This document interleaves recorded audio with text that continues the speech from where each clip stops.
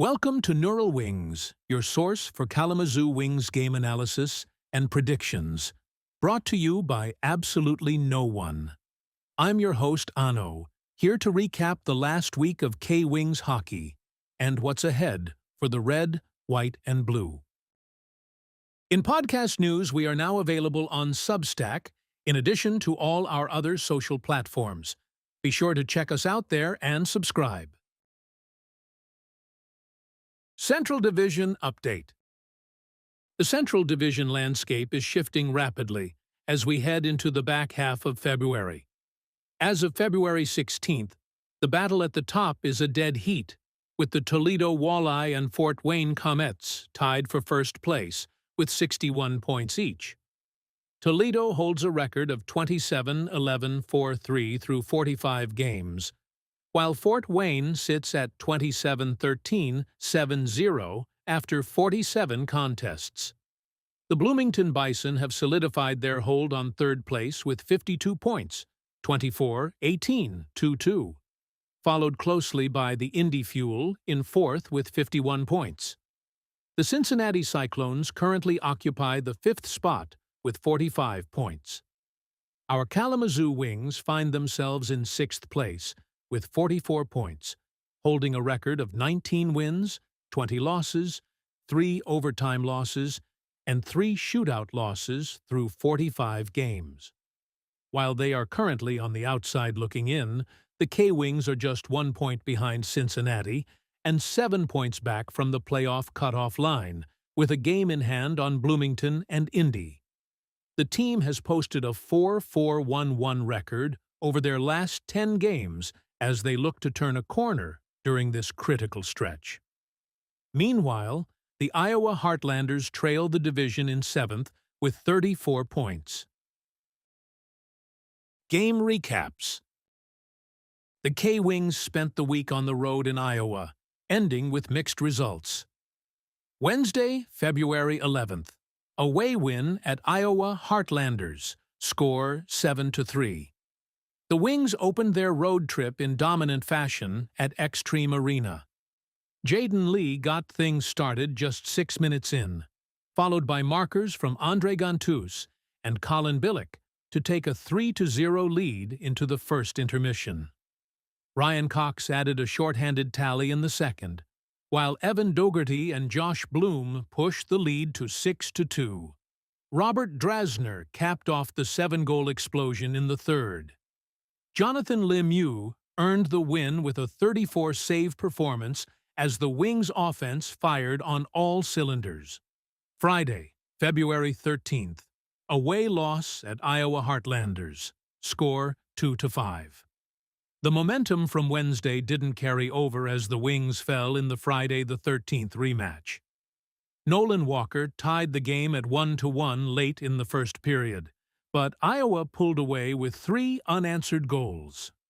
Josh Bloom added a late marker in the third to cut into the deficit, but an empty net shorthanded goal by Iowa's Tyler Stewart sealed the 5-2 loss. The game ended with a physical edge, as Spencer Kennedy was involved in a game misconduct for a continuing altercation late in the third. Saturday, February 14th. Away loss at Iowa Heartlanders, score 4-6. Kalamazoo dropped the series finale in a high-scoring Valentine's Day affair. Quinn Preston was a force, netting a spectacular hat trick, including a power play goal in the third period. Ryan Cox also found the back of the net late in the third to keep things close, but Iowa's early 4-1 lead proved too much to overcome. Despite outshooting the Heartlanders 35-31, the Wings were plagued by defensive lapses, and Ty Young took the loss with 25 saves. Performance analysis. Analyzing the K-Wings' performance over this recent road trip reveals a team that is learning to lean on its high-end talent while navigating some significant defensive hurdles. One area that continues to be a massive pillar for this club is the special teams unit. While we've highlighted their success recently, the numbers confirm that this isn't just a hot streak. Statistically, Kalamazoo's power play and penalty kill are still performing at a league-leading clip over this mid-February stretch. On Wednesday night alone, the special teams were a catalyst, with Ryan Cox netting a short-handed goal that effectively broke the game open. Having a unit that can consistently tilt the ice in your favor is the ultimate safety net, especially as the 5-on-5 scoring has fluctuated during these high-scoring road affairs.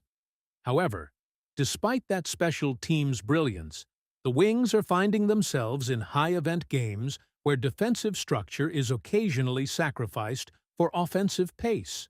A major point of emphasis for the coaching staff moving forward will likely be the team's puck management in transition. While they are scoring in bunches, they are also surrendering a high volume of quality looks, as seen in the 10 goals allowed over the final 2 games in Iowa. There's also a clear need for better coverage in the high slot during extended defensive zone shifts, as many of Iowa's goals came from unchecked shooters in that Royal Road area. This group has proven they can outscore their problems when the offense is clicking, but as the division race tightens, finding a way to marry that elite special teams play with a more disciplined defensive shell will be the key to turning these split series into sweeps. Roster moves. The K-Wings front office was active this week, managing a series of significant injury-related shifts and tactical reassignments. The week began with the activation of Josh Bloom and Brendan Dowler from the reserve list, while Kishan Gervais and Colin Sackerman were temporarily sidelined. The blue line saw further movement as Orlando Mainolfi and Colson Gengenbach were both activated from the 14-day IR, providing a much-needed veteran presence. To accommodate these returns, Kylor Wall and Spencer Kennedy were moved to the reserve list, and Brendan Dowler was placed on the 14-day IR. The team also saw the return of Hunter Strand from a 3-day IR stint on Saturday. Looking toward the final push, management should remain focused on acquiring additional defensive depth, as the physical toll of these divisional rivalries is becoming evident.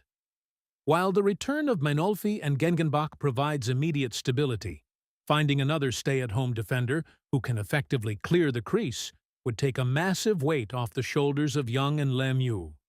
This is especially true given the high shot volumes the team continues to face during difficult first periods. If the general management staff can land one more piece to solidify the interior defensive zone, the K-Wings will have the roster balance required to survive the gauntlet that is the Central Division postseason race. Affiliate update. The Abbotsford Canucks continue to navigate a difficult stretch in the AHL's Pacific Division, currently sitting in 10th place with 36 points. While recent results have been a mixed bag for the Canucks, their influence on the K-Wings' success remains undeniable. The organizational focus on physical play and tactical development is clearly mirrored in Kalamazoo's recent performances, particularly the never-quit attitude shown during high-scoring road games.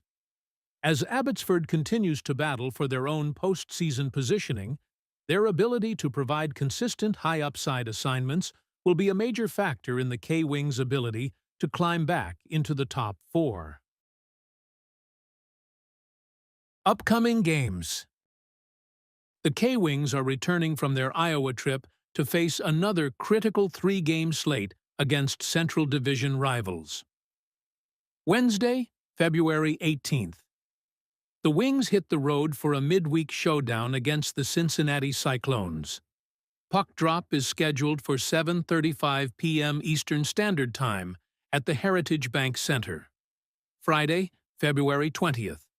Kalamazoo returns to the Wings Event Center for a $3 Friday matchup against the Indy Fuel. Enjoy $3 beers, sodas, and hot dogs until 8 p.m. as the puck drops at 7 p.m. Eastern Standard Time. Saturday, February 21st. We wrap up the week at home with the return of the fan-favorite Wizards, Wands and Wings Night against the Indy Fuel. Note the earlier start time for this magical evening, with the puck dropping at 4:30 p.m. Eastern Standard Time. Well, that's it for today. If you like this content, please like, subscribe, and tell a friend. It helps out more than you know. I'm Ano, and this is Neural Wings. Let's go, K-Wings.